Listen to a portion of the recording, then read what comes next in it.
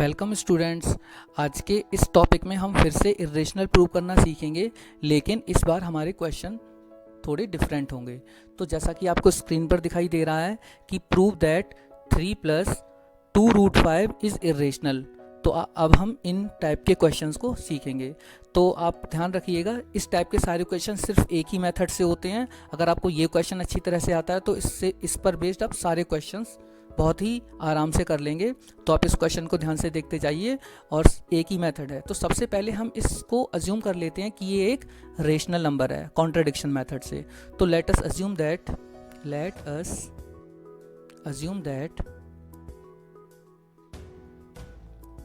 3 + 2√5 is rational. तो देखिए, अगर ये रेशनल है तो हमने इसको क्या लिख लिया, 3 + 2√5 इज इक्वल टू a/b। और यहाँ पे हम मेंशन कर देंगे a एंड b आर को prime, also b is not equal to 0। ठीक है। अब इन क्वेश्चंस का सबसे मेन हमारा जो रहेगा एम, कि जो √5 वाली टर्म है या रूट वाली जो भी टर्म्स होंगी उनको लेफ्ट हैंड साइड में अकेला रखना है। बाकी जितना भी इंटीजर हमको दिखाई दे रहे हैं वो सारे हमें राइट हैंड साइड ट्रांसफर करने होंगे हर क्वेश्चन में। ये हर क्वेश्चन में करना ही है आपको। तो सबसे पहले हम 3 को ट्रांसफर करना है। तो हमें मिलेगा 2√5 इज इक्वल टू a/b। और यहाँ पे ये देखिए प्लस का 3 है तो इधर आएगा तो ये माइनस का 3 हो जाएगा।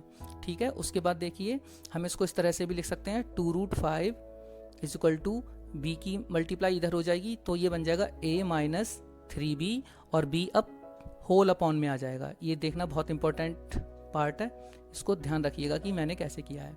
उसके बाद हम 2 को भी ट्रांसफर करेंगे। 2 इधर मल्टीप्लिकेशन में तो ये अपॉन में आ जाएगा इधर डिवीजन में।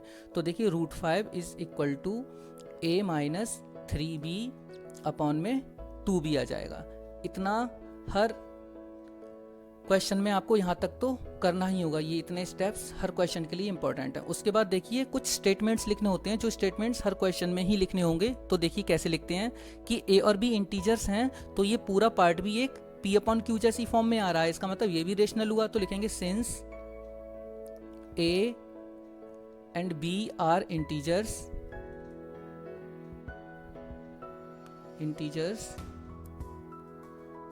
देयरफॉर जब a और b इंटीजर्स हैं तो a - 3b upon 2b is rational. तो ये पूरा पार्ट भी क्या होगा, एक रेशनल होगा, क्योंकि ये p और ये नीचे q होगा। तो जब ये रेशनल है तो इसके इक्वल में √5 है तो वो भी रेशनल होगा। तो लिखेंगे बट दिस कॉन्ट्राडिक्ट्स दैट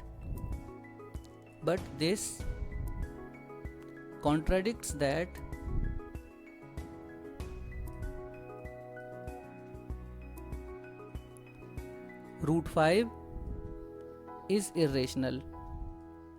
ये लाइंस आपको बिल्कुल याद कर लेनी होंगी, हर क्वेश्चन में इसी तरह यूज होंगी। बस क्वेश्चन में √5 है तो इसलिए हम √5 का यूज कर रहे हैं। हो सकता है ये क्वेश्चन √3 का होता तो हम √3 लिखते। और यहाँ पे ये जो फॉर्मेट आया है वो यहाँ पर डिपेंड करता है कि आपके क्वेश्चन का क्या फॉर्मेट आया होता। उसके बाद हमारा जो 4th स्टेटमेंट होगा वो होगा कि this contradiction has arisen. This contradiction, ये क्यों आया ऐसा, क्योंकि हमने गलत अज्यूम किया था। This contradiction has arisen due to our wrong assumption। तो फाइनली हम लिख देंगे जो हमारा क्वेश्चन था हमारा 3 + 2√5 इज इरेशनल। तो इस तरह से ये प्रूव हो जाते हैं। ठीक है। तो हम कुछ एग्जांपल देख लेते हैं जिसमें हमें स्टार्टिंग की ये 3-4 मेथड फॉलो करने होंगे स्टेप्स। तो देखिए, जैसे अगर ये क्वेश्चन इस तरह से होता कि 5 - √3 को इरेशनल प्रूव करना है, तो सबसे पहले आप इसको a/b लिख लेते, फिर हम 5 को उधर ट्रांसफर करते तो इधर रह जाता -√3 इज इक्वल टू a/b - 5।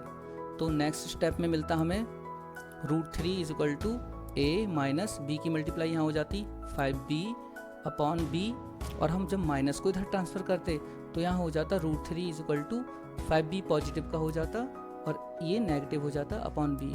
तो बहुत ही इंपॉर्टेंट स्टेप होते हैं, ये ध्यान में रखना बहुत ज़रूरी है।